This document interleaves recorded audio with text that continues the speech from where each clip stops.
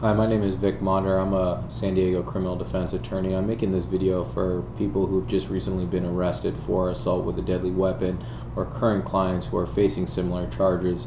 Here in San Diego County, assault with a deadly weapon under Penal Code Section 245 requires that you have the imminent intent to commit serious bodily injury or great bodily injury to inflict on another.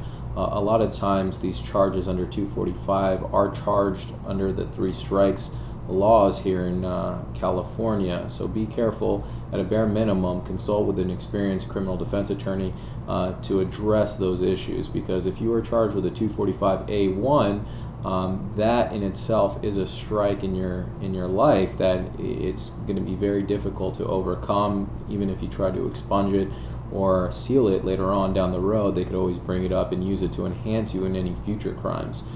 So at a bare minimum, any attorney, an experienced attorney here in San Diego, would ultimately try and get a reduction from a 245A1 to a 245A4, which would be the reduction so that it is not charged initially as an assault that could be a strikeable offense in your case. Also, a lot of the times they look on the individual, who they are, if they have any sort of military training or anything like that.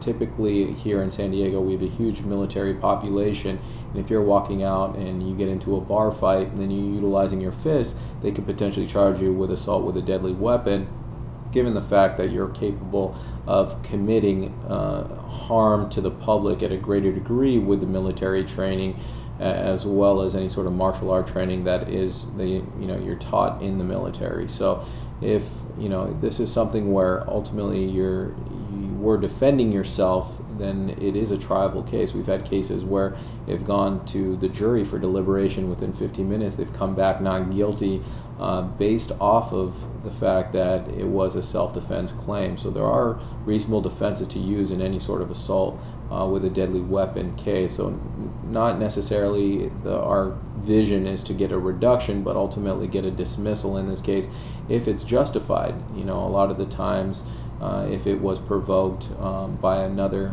alleged victim in this case, then that needs to be shown to, especially in the beginning during the preliminary examination, to one of the judges for a reduction. If not, then that would go towards a jury and then it would be put into their hands.